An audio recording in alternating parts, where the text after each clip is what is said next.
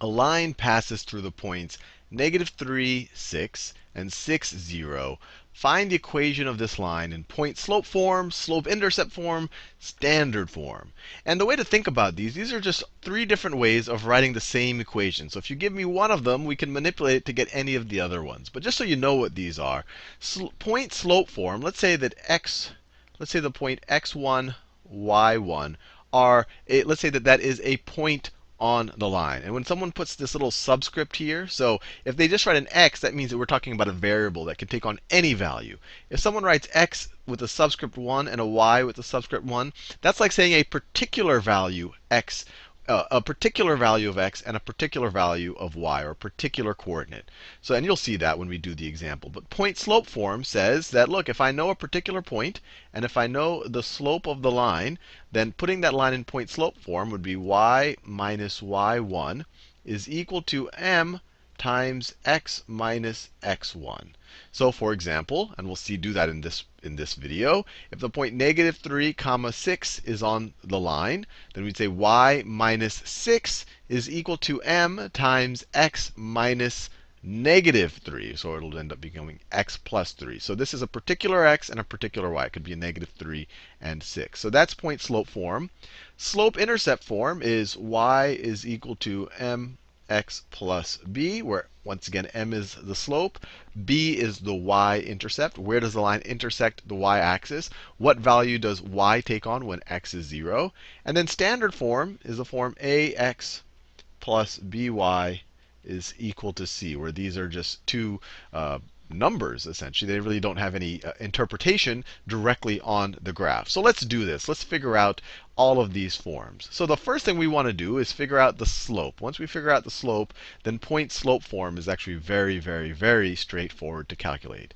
So just to remind ourselves, slope, which is equal to m, which is going to be equal to the change in y over the change in x.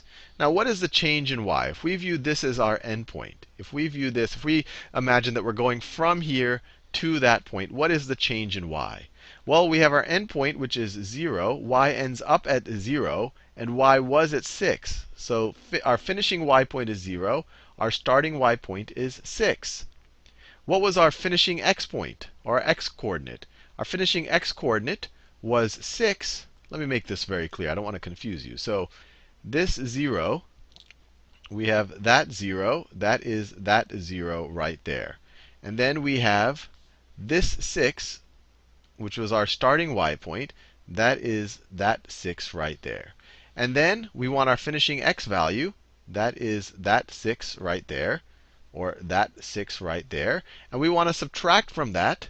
We want to subtract from that our starting x value. Well, our starting x value is that right over there. That's that -3. That's that -3. And just to make sure we know what we're doing, this -3 is that -3 right there. I'm just saying, how much if we go from that point to that point, our y went down by 6, right? We went from 6 to 0. Our y went down by 6. So we get 0 minus 6 is -6. That makes sense. Y went down by 6. And if we went from that point to that point, what happened to x? We went from -3 to 6. It should go up by 9. And if you calculate this, take your 6 minus -3. 6 minus -3, that's the same thing as 6 plus 3. That is 9. And what is -6/9? Well, if you simplify it, it is -2/3. You divide the numerator and the denominator by 3. So that is our slope, -2/3. So we're pretty much ready to use point slope form. We have a point. We could pick one of these points. I'll just go with the -3, 6. And we have our slope. So let's put it in point slope form. So point slope form. Point slope form. All we have to do is we say y minus. Now, we could have taken either of these points. I'll take this one. So y minus the y value over here. So y minus 6 is equal to our slope, which is -2/3, times x minus our x coordinate. Well, our x coordinate, so x minus our x coordinate is -3. X minus -3. And we're done. We can simplify it a little bit. This becomes y minus 6 is equal to negative 2/3 times x. X minus negative 3 is the same thing as x plus 3.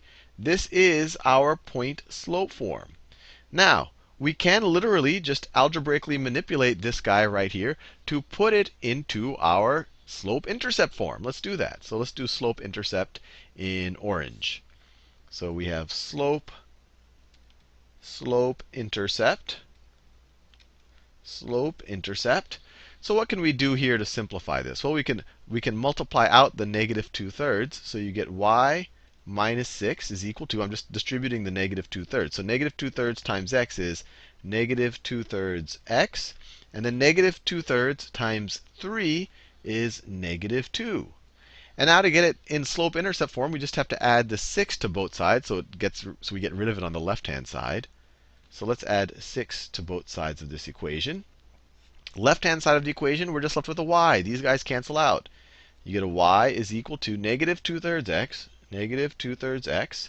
Negative 2 plus 6 is plus 4. So there you have it. That is our slope intercept form, mx plus b. That's our y-intercept. Now, the last thing we need to do is get it into the standard form. Get it into standard form. Standard. So once again, we just have to algebraically manipulate it so that the x's and the y's are both on this side of the equation. So let's just add 2/3 x to both sides of this equation. So I'll start here. So we have y is equal to negative 2/3 x plus 4. That's slope intercept form. Let's add 2/3 x. So plus 2/3 x plus 2/3 x to both sides of this equation. Plus 2/3 x. I'm doing that so I don't have this 2/3 x on the right-hand side, this negative 2/3 x. So the left-hand side of the equation, I squunched it up a little bit, maybe more than I should have. The left-hand side of this equation is what? It is 2/3 x, because 2 over 3x, plus this y. That's my left-hand side, is equal to, these guys cancel out, is equal to 4. So this by itself, we are in standard form. This is the standard form of the equation. If we wanted to make it look extra clean, have no fractions here, we could multiply both sides of this equation by 3. If we do that, what do we get? 2/3 x times 3 is just 2x. Y times 3 is 3y. And then 4 times 3 is 12. These are the same equations. I just multiplied every term by 3. If you do it to the left-hand side, you can do it to the right-hand side. Or you have to do it to the right-hand side. And we are in standard form.